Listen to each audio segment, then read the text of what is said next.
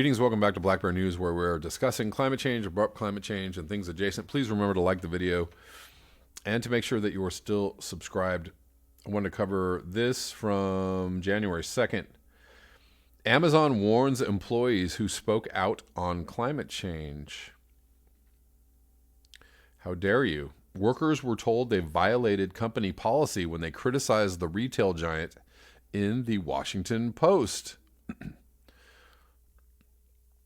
Jeff Bezos owns the Washington Post. Amazon told its employers they could be fired after they tried to publicly pressure the online retail giant to more urgently address climate change. Wow.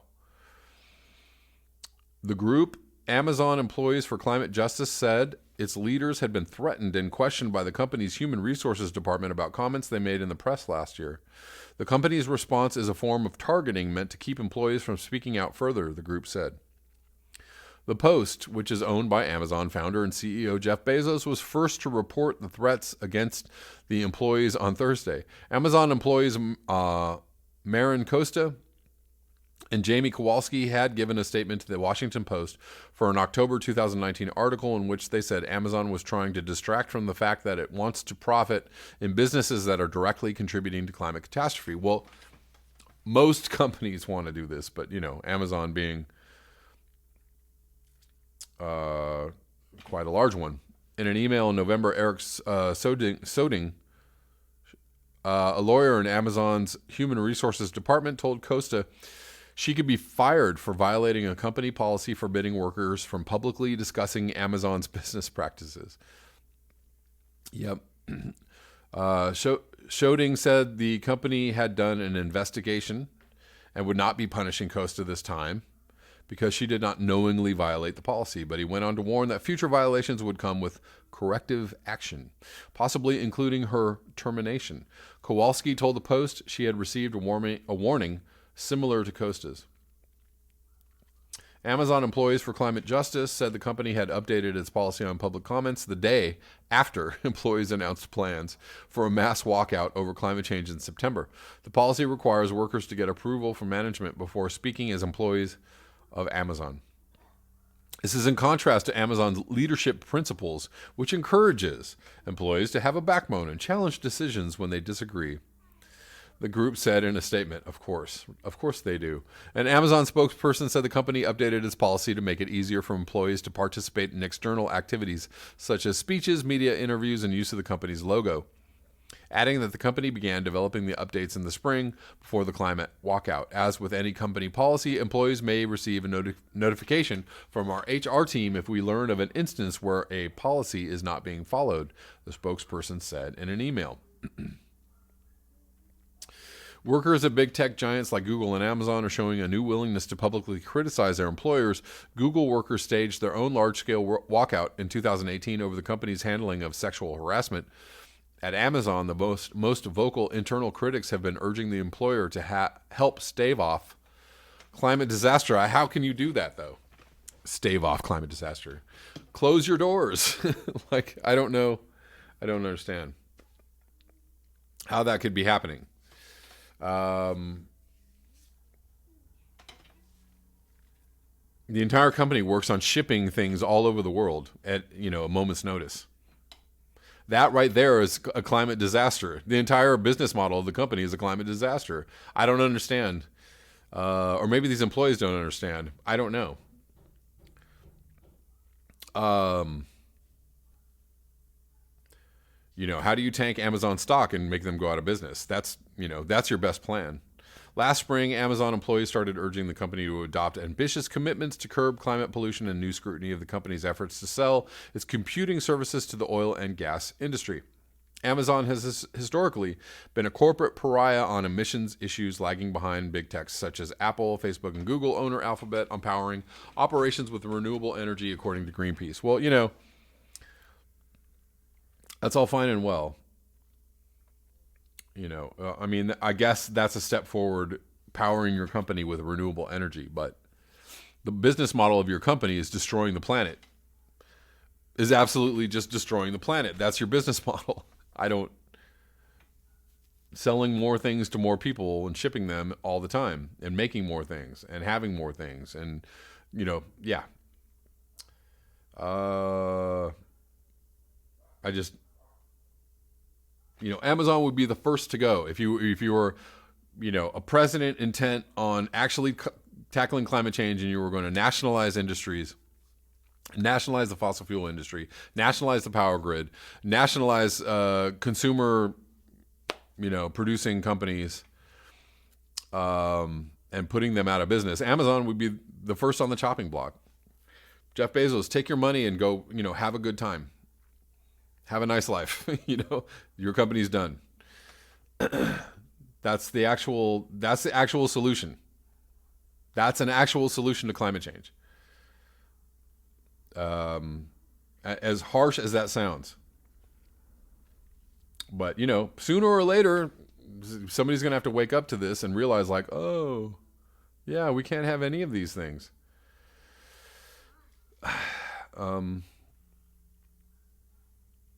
Anyways, I'll link this below. Here's an interesting article. A grim new definition of Generation X. I am Generation X. The funny thing about the OK Boomer thing is nobody understands what a boomer is or what Generation X is or whatever. People just, if you're older, OK Boomer. Somebody you don't agree with, OK Boomer. But call anybody who's young a millennial because you don't understand anything. Anyways, whatever. They're all ways to just like paint people as stupid and not to be listened to. And there you go. Because people aren't people, they're labels. Whatever. People born in the 1960s may be the last human beings who will get to live out their full actuarial life expectancies. Climate change now represents a near to midterm existential threat to humanity, warns a recent policy paper by an Australian think tank. Civilization scientists say could collapse by 2050. Some people may survive, not many. Some dismiss such purveyors of apocalyptic prognosis as hysterics. Excuse me. To the contrary, they're Pollyannas. Every previous worst-case scenario prediction for climate has turned out to have understated the gravity of the situation. Let me read that again, because this is very true. Every previous worst-case scenario prediction for the climate has turned out to have understated the gravity of the situation. Paleoclimatologists have shown that the past warming episodes show that there are mechanisms which magnify its effects, not represented in current climate models from the Intergovernmental Panel on Climate Change to the Paris Accords, reports The Independent. It's probably too optimistic to assume that we'll make it to 2050. Gives new meaning to Generation X. Millennials and children we call Generation Z face the horrifying prospect that they will get stuck with the tab for humanity's centuries-long rape of the planet Earth, the mass desecration of which radically accelerated after 1950. There is an intolerably high chance that today's young people will starve to death, die of thirst, be killed by a superstorm, succumb to a new disease, boil to death, asphyxiate from air pollution, be murdered in a riot, or shot or blown up in a war sparked by environmentally related political instability long before they survive to old age. Isn't that nice? Long threatened, never taken seriously, not even now that it's staring us right in the face. Human extinction is coming for the children and grandchildren we claim to love but won't lift a finger to save. Shelves sag under the weight of books that have been written arguing that we still have a chance to save ourselves. I wish I could believe that. Human population has tripled since the 1950s. More than 1 million species have gone extinct. 90% of the fish in the ocean have vanished, replaced by 1 billion tons of plastic. 2/3 of the trees have been cut down. The polar ice cap is gone. It's never coming back. We can't stop global warming. An increase of 4 degrees Celsius over the baseline set at the beginning of the Industrial Revolution means game over. Well, we're well on our way there. It doesn't make sense to think that we can avoid extinction. What if we woke up and demanded action from our political leaders? Radical problems require radical solutions. Only the most radical of solutions could resolve the most radical problem of ruining our planet's ability to sustain us. Revolution. We would have to rise up and abolish immediately consumer capitalism. Here's the article that I'm reading. I read the other day, and I'm reading it to you now. Consumer capitalism in all the major greenhouse gas producing nations. So basically, abolish consumer capitalism in all the major greenhouse gas producing nations. Ding. Prioritize cleaning the environment as the human race's top concern. Ding.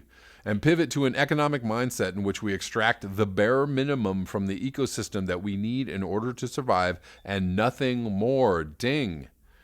Voting might achieve some incremental reforms, but reform falls far short of what we require. Saving our young people and their children should they be foolish enough to have any, would require global revolution, the violent overthrow of the ruling elites and replacing them with people who understand what must be done. It would need to happen today. 50 years ago would be better. Got a time machine? None of this is going to happen. We are going to sleepwalk to our doom in a haze of social media and corporate entertainment distraction. So it's time for people who are younger than I am to start thinking about how they want to spend the rest of their likely to be truncated lives and how they plan to face mass premature death. Pending human extinction destroys the answers provided by religion and philosophy. Knowing that there won't be anyone to know that we were ever here raises the question, why bother to do anything? It's a very Generation X existential question. This column, this year's important presidential election, love, hate, everything will lose its meaning when the last member of our species draws her last breath. Earth is unlikely to be visited by an alien archaeologist, much less uncover everything we've made and created, assuming any of it survives, much less figure out what any of it meant before the sun expands into a red giant and ends it all. Much is to be said for hedonism. Eat, drink, have sex, and don't bother to sort your recycling, for tomorrow we die. Stoicism has its advantages, too. Go out with dignity rather than weeping and gnashing your teeth and making your fellow survivors miserable. Nihilism is about to become the best, worst possible life strategy. Life is meaningless. That will too soon become obvious. Moral principles, relics of a time with a future, will blow away like the irradiated dust we leave behind. None of this will have mattered. Woo, doomy stuff from Ted Rall. That was on January 1st, 2020, from Common Dreams. Yeah, that is about where we're at. Ending this video, I'm gonna kind of talk about a video. This is called "What If?" Again, echoing the last article. This is published on Extinction Rebellion YouTube page. What if? A spoof in which we make all the right decisions. So this whole video basically creates a fantasy world where we do the right thing and we save the planet. I'll just play a couple seconds of this. It's 8 minutes long. I'm not going to play the whole thing, but we'll start it from the beginning and we'll just play a couple seconds. And I urge you to watch this video. I'll link it below.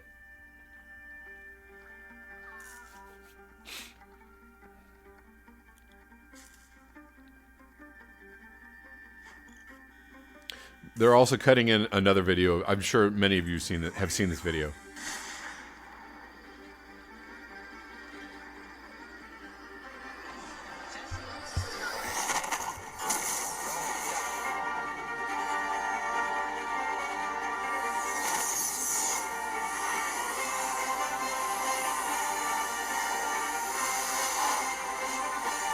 We don't really need the whole intro, but whatever.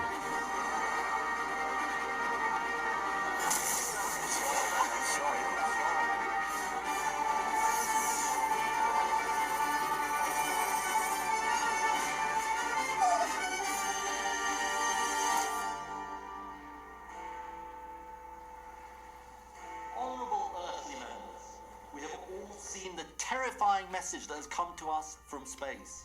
And we are all agreed we must not let happen to us what happened to those poor people on Earth. So I'm today declaring a climate emergency.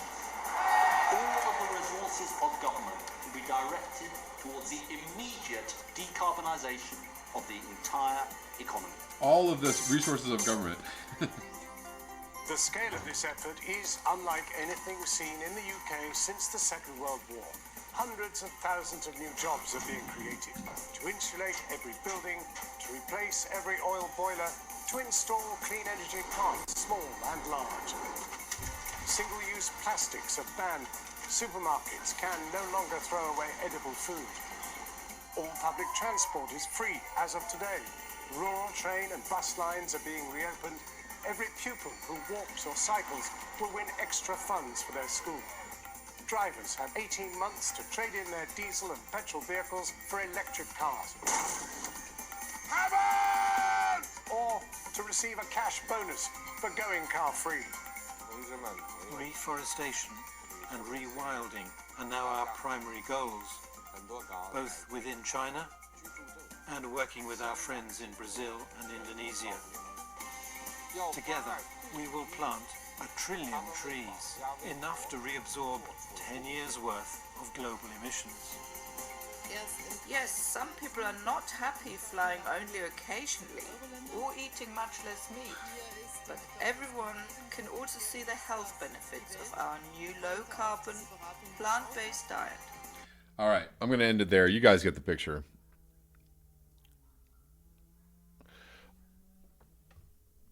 Is this what-if scenario realistic on any level? I don't know.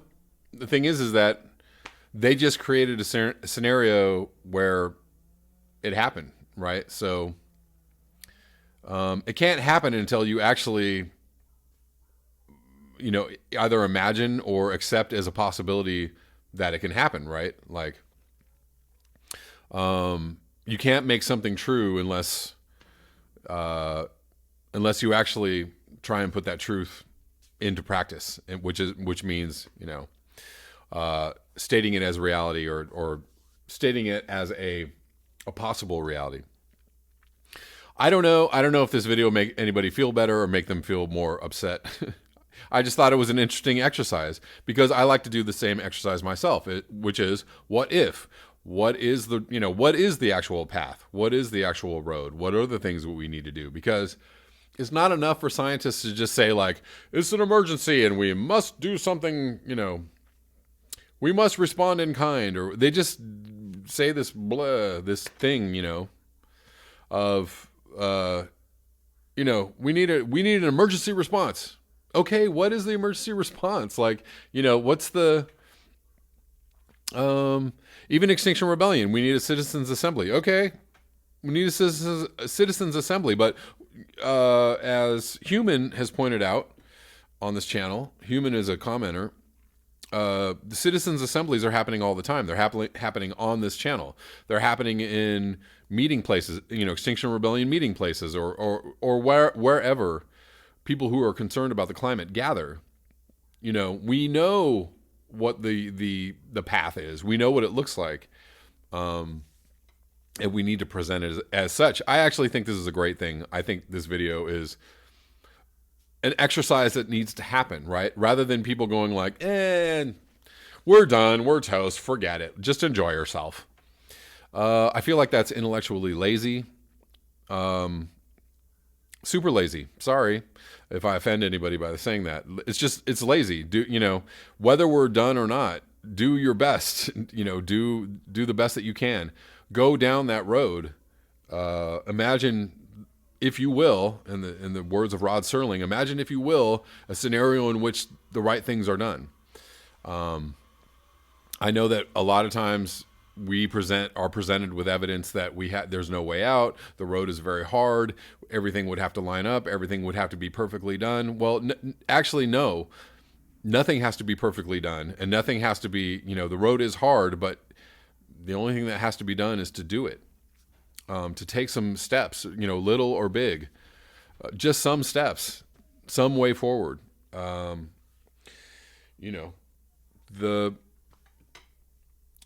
The most likely future is that there is no future, so why not try it anyways? That's all I have for you today. Thank you so much for your eyes, your ears, and your conscience. If you would like to support this channel, you can do so at the links below. Until next time, peace.